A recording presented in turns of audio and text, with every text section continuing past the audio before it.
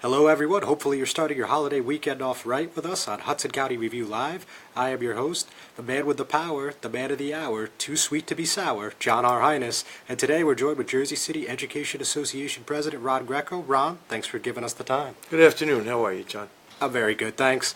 So, Ron, obviously it was quite an interesting meeting last night. The Board of Education meeting, went well beyond midnight. And, of course, the reason we had such a large turnout, at least in the early hours of the evening, was this teacher's contract. So just tell us a little bit about how this saga began and where it's at now and where you guys hit a snag and you felt you had to bring this to the district's attention in a very public fashion. We first met with the district in January 2017. Myself and the Vice President of the Union, we met in the Legal Counsel's office at the Board of Education, and we met with the attorney whom the board had hired to conduct the negotiations because they farmed that work out to other law firms. So we met in January and we conveyed the message that we hope to have a quick start, a smooth process, that we were willing to work collaboratively and professionally and respectfully, and the goal was to get it done by June 2017. Here we are at December 2017, so that hasn't happened yet. We began to negotiate in earnest in, I believe it was April or May of 2017. So to date we've had, I believe it's 19 meetings, 18 or 19 meetings around there with the teachers. We represent the teachers, the teacher aides, the secretaries and clerical workers in the Board of Education and the schools, and a small group of workers who staff central office. They are called non-certified administrators. So JCEA negotiates 4 contracts. We have 4 distinct groups that fall under the JCEA umbrella. We are negotiating the teachers first, obviously, because we're the largest number. We're just under 3,000 of the teachers. But where we are, the commonalities of those 4 groups are the health care plans. So right now we're discussing the health care. In the past, we moved through the tier system that the state of New Jersey created through legislation that Governor Chris Christie passed, commonly known as Chapter 78. It was instituted where you began at tier 1, 2, 3, 4. Once a district moves through tier 4, then the law would sunset for you. And it was up to your Board of Education and your association, the bargaining unit, which here is JCEA, to come up with a funding formula per se at the local level for the health benefits for the employees. And based on what I heard last night, that has not happened. Not yet. We're at the negotiating table where that is supposed to happen, where you do all your arm wrestling and fighting, if you want to call it that. Trying to hammer out the ends of it, but we haven't really come to an agreement with the district because the district's position still is we're not giving you any relief. You're going to stay at tier 4, and if you want Chapter 78 relief for your employees, you find it. You figure a way how to get it. We're not giving you any money towards it. The superintendent, I'll say, is receptive. She said it at the board meeting last night. There have been many instances where we meet in this room and her team, they get up to leave, I go in the back and I call her. She calls them, she says, sit down, you're not leaving. Because she and I have come to an agreement that we don't want to go to an impasse, which is where both sides agree that you've hit a brick wall and you're not going to go any further. And outside the person comes in to settle the contract. An arbitrator. An arbitrator. Dr. Lyles and I have both agreed we would rather settle it in-house amongst ourselves. The attorney that she's using on Friday of Labor Day weekend at 5:13 p.m. sent me an email saying the district is going to impasse. Would you like to join us? So I had to disturb the superintendent on the holiday weekend, and she said, hold it, we're not going to impasse. And she took care of it. Again, that I think is the problem when a district farms out all their legal work to firms, you kind of lose handle on what's going on. And so that's why I keep Dr. Lyles on speed dial, and I pester her probably at some times, but I know she appreciates it. We keep that dialogue open. But to get back to Chapter 78, that is the sticking point right now where we are. So Our last meeting was December 15th. for negotiations. I was hoping to meet this week. The district was unavailable. I was hoping to meet December 26, 27, 28, 29. The district is unavailable. Vacations. Everyone's on cruises and vacations and someone's going to Spain, and they can afford to. If I could say that tongue in cheek. So you're not going to Spain for the No, Christmas break? no. Okay. I'm going to the Miss America Diner for an Egg McMuffin and coffee. We meet again in early January. We have 2 dates set. Okay. Where the ball's back in our court, because the attorney representing the board had said on our last session, we're not giving you any relief. Find it. So I am coming up with 3 more proposals. We have given them numerous proposals, and they say, no, no, no, no, ask again. No. We're not giving you anything. So that's why I think employees are getting a little fed up with the attitude from the district. It's a little disrespectful.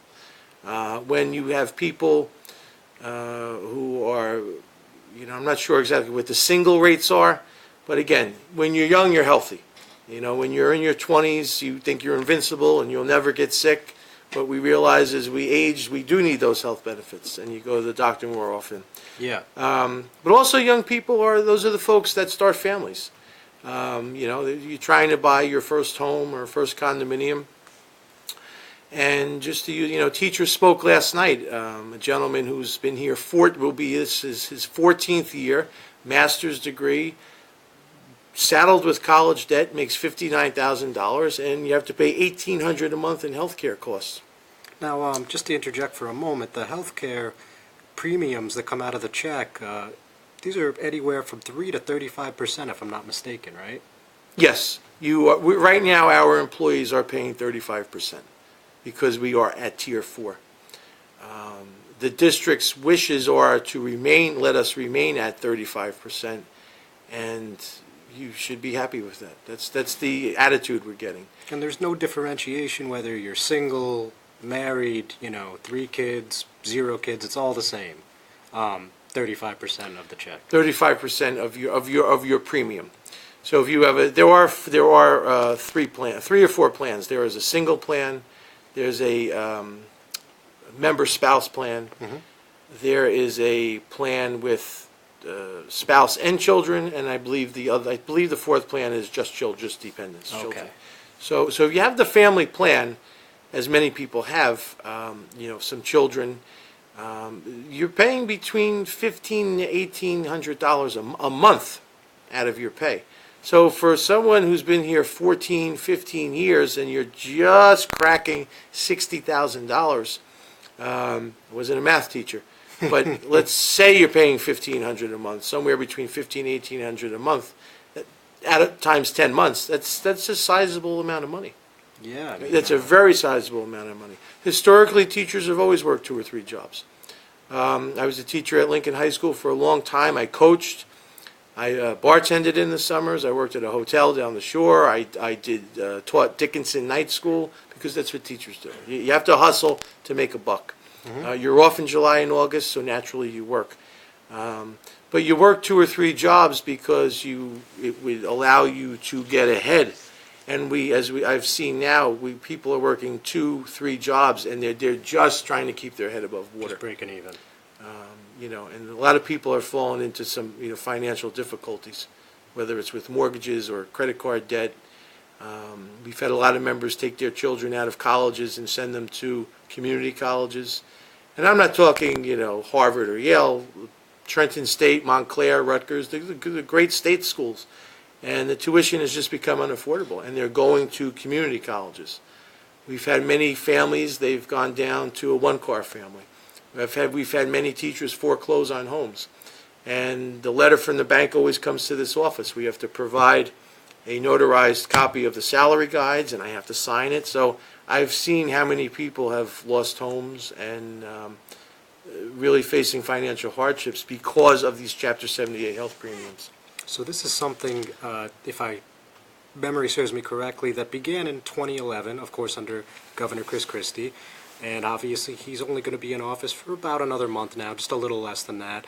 And Governor-elect Phil Murphy, a Democrat, of course Chris Christie, a Republican, has made a lot of commitments to the education sector, to the teachers. So what do you think he could and should do here that would alleviate some of this, for lack of a better word, pain for the teachers? I hope Phil Murphy has a key to Fort Knox, because he's promised the world to a lot of people, and it's going to be very costly. But in terms of the health insurance for this Chapter 78 affects teachers, police, firemen, municipal workers, county workers, state workers. Public employees. All the public employees. Yep. I think the fair, no one expects to pay zero. The days of paying zero, that was my parents' generation. You worked for the company for 25 years, you got a gold watch, and you retired. And those days, as we know, are long gone. Unfortunate. Unfortunate. It would be nice if, I think what's fair is the governor has to have very adept people look at it, actuaries, and people that know how to study the pension funds and the health care funds and see how healthy they are. If you listen to the governor, a Republican, they say it's going bust tomorrow. If you listen to a Democrat, they want to sell you, sunshine and rainbows.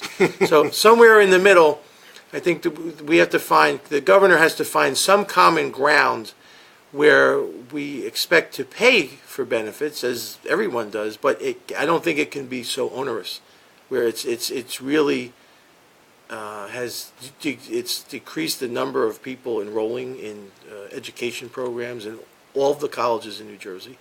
They've reported over the last 8 years, numbers have plummeted. No people going into education, and just for all state workers, you can't keep your head above water. And New Jersey, as we know, is one of the most expensive states to live in. So I think he has to find a middle of the road, common sense solution, and everyone has to, be realistic. You can't say, I want. Everyone has to give something. And the public workers have been giving, being given through their nose. So they certainly need relief. It cannot be 35% of premiums. It has to be some middle of the road. I don't know what everyone else.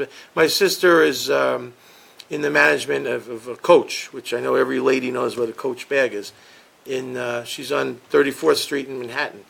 And again, it's a corporate job, but when I showed her my pay stubs, and she says, that's crazy. That's outrageous. I pay nickels compared to what you pay. And my husband's on my plan, my children are on my plan. And it all goes back to politics. Whether you're Democrat or Republican, there are insurance brokers in the mix. A few years ago, the JCEA, I explored going out on our own as a small business to sign a contract with Horizon or Oxford or Aetna, the different firms, healthcare providers out there in New Jersey, because we certainly could get significantly less expensive plans for our employees operating as a small business. Then I come to find out there's the fine print in New Jersey. You cannot do that. You cannot opt out of this insurance. You must take the insurance. Because you're a public worker, you have to take these state plans, and you pay through the nose because the state's making money, the insurance brokers are making money, the insurance companies are donating to the Democrat and the Republican campaigns. So I think that's, there's always the political side in the mix. In New Jersey, really? So, it's hard to believe. Shocking. In Hudson County, it's, somebody's going to make a buck. I don't doubt it. Now, speaking away from Chapter 78 for a second. So there was 183 people signed up to speak last night. Of course, that didn't all make it to the podium. I'm going to estimate there was probably 50 so people that spoke. And a lot of people were alluding to the fact that with the contract status where it's at, with the Chapter 78 where it's at, people are talking about leaving the district for greener pastures. Is that something that you're seeing already? Yes. Over the last, I've been in this office, I believe, it's been about 5 years now since I've left Lincoln High School. But the trend in this district, I've seen many people quit. I've seen many young administrators leave, and tons of teachers leave. We have a very a very nice superintendent. She's a lovely woman. And I said this last night, yet at the same time, the administrators in the buildings, some of them are great people, and I don't want to, begrudge them of that. But there are a lot of administrators that have come in the last 5 years. I said it last night. They are rude, they are crude, disrespectful, crass people. And I have an expression I always say to people, you'd be fired at Walgreens. I was at a school yesterday, and the way the principal carried themselves, the lack of professionalism, the language, the tone, the posture, it wouldn't be accepted. It would not be tolerated anywhere else. And a lot of people have left. We have grammar schools, for about 40 sites in total, high schools and grammar schools. Yeah.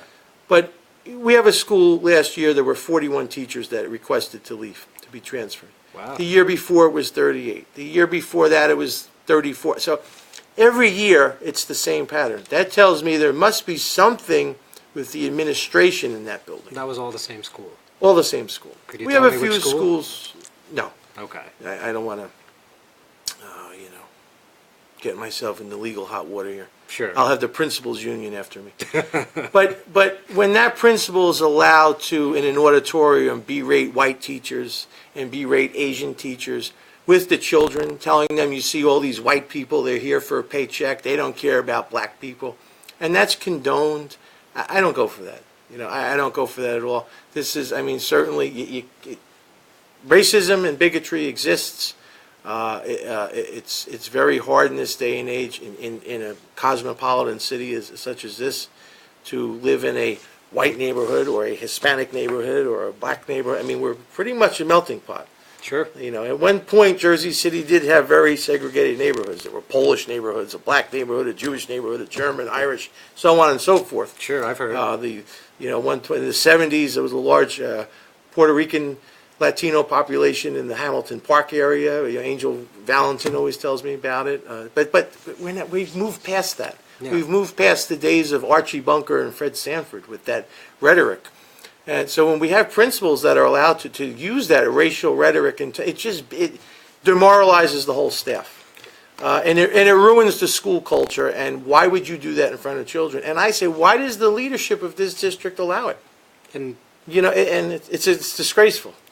it certainly sounds like something that should be investigated. Is this something where this is brought to the administration's attention Yes. a number of times? Oh, yes. We've contacted the legal department at the board, Ms. Blackburn at the board, who's the superintendent's legal counsel. The principal is always spoken to, but the principal is always on Facebook and tweeting negative, derogatory comments about the teachers, and it's condoned. It's allowed. You had parents at the caucus meeting Tuesday night for another principal. And I'm talking about white and black people, both races. Sure. Principals gone wild, I call it. They're rogue. Do what they want, tell off parents, curse, yell, scream, and everything's, hunky-dory. There's a double standard. I've told the superintendent that. I put it in right. There's a double standard. The administrators do what they want. And someday I'm going to stand outside this office, I told the superintendent, and film all the administrators who get off at exit 14A, where they live in Bayonne, and they're driving past this office at 8 o'clock, 8:15, 8:30, when their sign-in time is 7:45. But yet if a teacher is late, 8:01 is late for a teacher. They dock money, they write them up, they threaten to suspend them. It's very double standard here in this district. That's why the morale is so low. That is why it is so low. And you have these SWAT teams going into the classrooms, arguing with teachers, intimidating the teachers, getting the children upset. And the SWAT teams are central office personnel. What do you mean by SWAT teams? SWAT teams are what caused the strike in '98. And that person is still here. She's the state monitor, state liaison, the assistant commissioner. Her title changes by the month. She's up there now on the 8th floor with Dr. Lyles. So what exactly do the SWAT teams do? They're supposed to be supportive. Every time there's a visit of the instructional team, instructional rounds, whatever term they're using this week, this phone is ringing off the hook. The people are getting verbally assaulted, they're being abused, they're disrupting the classes, they're asking the children questions. These are all personnel from the Board of Ed. Superintendent has invited me numerous times to come, and I'm not doing that. That's not my role, is to monitor teachers. But as a teacher, it's very disruptive when you have people coming into the classroom. I mean, an entourage, you know. I mean, And do they actually refer to themselves as SWAT teams, or no, that's what the teachers call them. They call them, I think they call them, it's some schools, it's the Dickinson High School, it's the Instructional Support League. Okay. Some schools, it's the instructional rounds. Then there are certain schools that are getting saturated with them. There were some teachers that were not in school on Tuesday. At School 14, I mentioned this at the board meeting last night, the employee from the state of New Jersey went back to the school yesterday. Why were you absent on Tuesday? I was here. None of your business. I was at the doctor. I mean, it's very personal.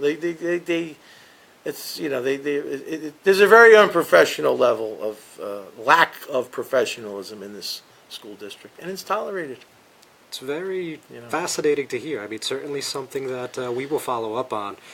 Now, another thing, I mean, we heard a little bit about the strike of '98, as you just mentioned in passing here. So there is already some people that believe this current contract issue will not be settled and we will see a strike. I mean, what's your current read on the temperature there? People are very hot under the collar over these health benefits. And as I said last night at the podium, I said, what is compounding the frustration of the staff is the way they're treated.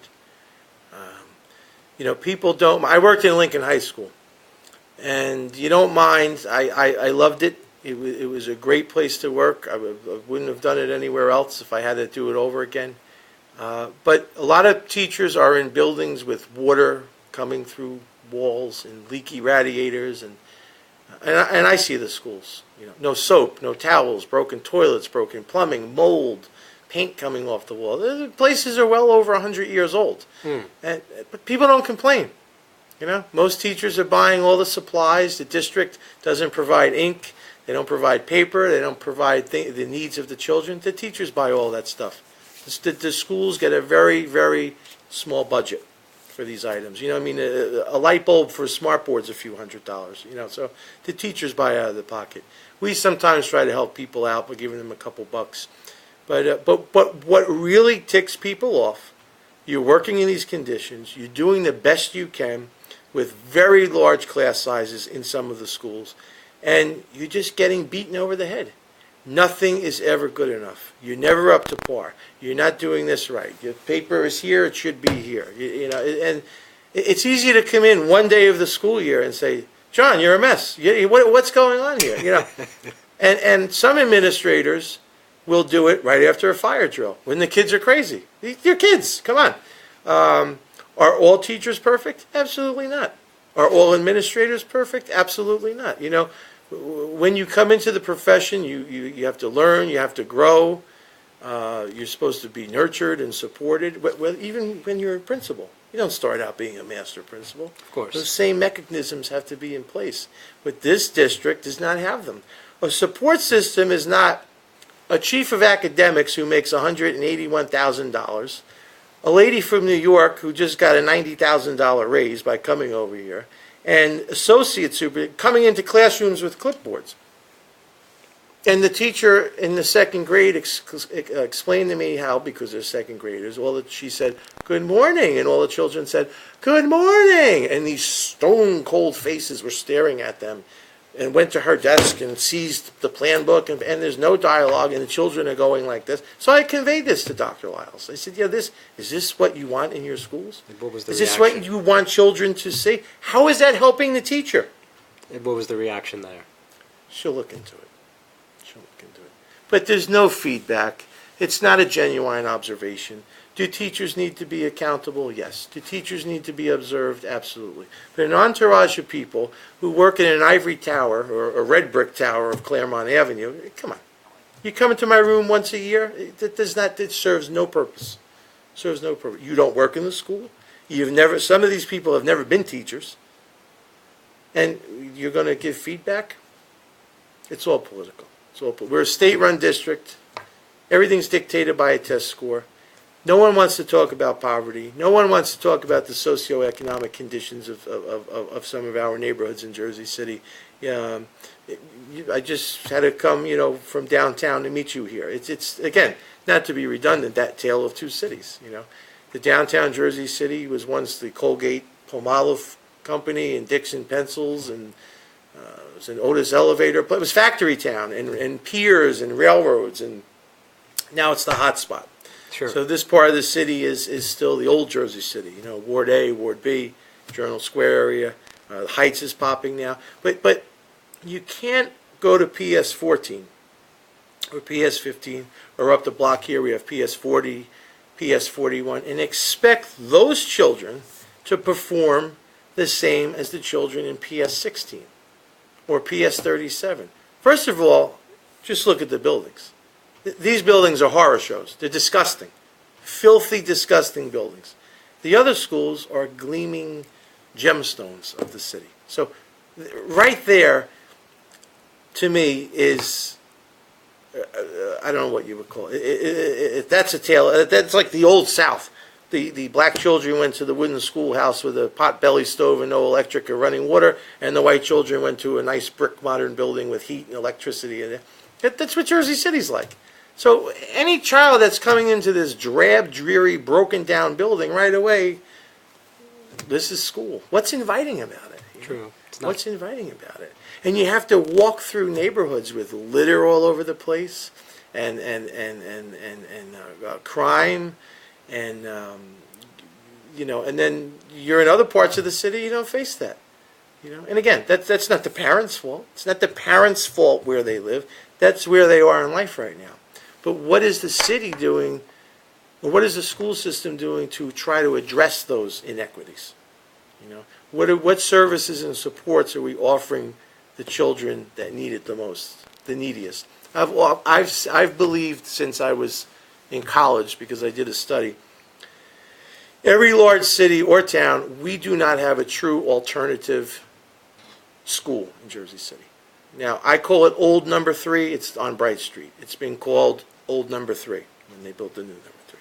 It's been called Bright Street. It's been called the Diamond in the Rough. It's been called UCAN Academy, the Renaissance Institute. Every year there's a new principal. Every year there's a new name. That's the alternative school. It's not an alternative school. It's credit recovery. Children go there for infractions in the regular schools. We do not have a true campus that I believe the city of Jersey City, if they were interested, right now this current mayor is not interested in the public schools. I don't think he's interested in any schools. I don't think the council president is. I don't think the city council is. You have an opportunity with this failed bayfront down on the back highway, Route 440. I think it's a failed, I don't know if it's going to go on or not, but why don't we put some money into building a school down there for the children who are labeled as the misfits? The child who can't sit in a regular classroom. We're not offering any other options for kids besides math, science, English. Okay, you still need those things. Of course. But what about children that want to learn with their hands? What about children that are get into computer graphic designing, desktop publishing, the line of work you do, auto mechanics, carpentry, bricklaying? I heard the mayor speak once about a partnership with a millwork. I don't remember the name of it. But my cousins went to Snyder. One is an HVAC business. Another guy is a mechanic, owns his own garage. And the other one was a plumber. They all got their foundation right in Snyder High School. The Grecos are good with their hands.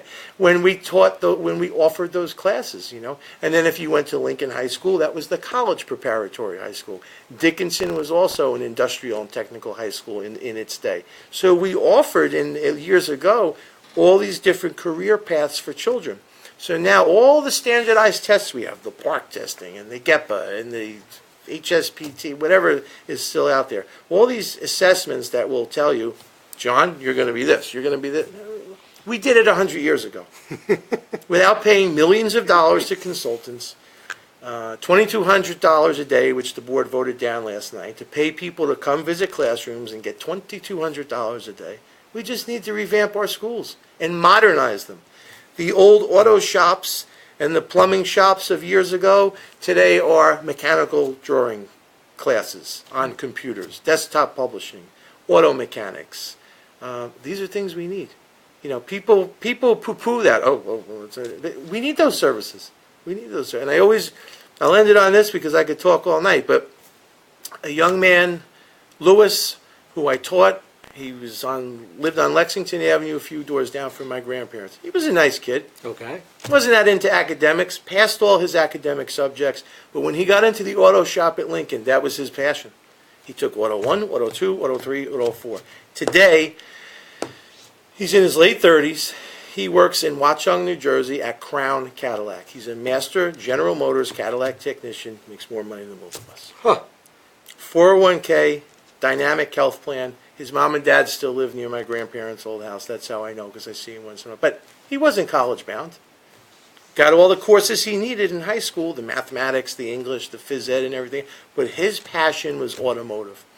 And he went away for an 18-month intensive core, I call it GM college. He went to Detroit years ago, and he came back as a master mechanic. That was the path and he's successful in life. Okay, and he wasn't defined by a park test because a governor says that's what you have to do. You know, because the school at the time offered different pathways for children to succeed. You know, and I think you'd see a lot less kids hanging out on the street corners if we had things that would pique their interest and their curiosity. And an alternative campus high school, where you're not going to come to a classroom and sit there and Mr. Greco is going to lecture you about history. Alternative schools are alternative. They take breaks at different times. They have lunch at different times. They dress differently. They interact differently. There are appropriate counselors there. There's psychologists there. There's child study teams there if children need those services. And it produces a more well-rounded child who's going to come out of high school with a diploma that means something. Well, Rod certainly had a lot to say today. Obviously not shy. JCEA President Rod Greco. Thank you. It was definitely a pleasure. Thank you, everyone, for tuning in on your holiday weekend. We will catch you hopefully before the new year. Take it easy. Have a fantastic and a happy holiday.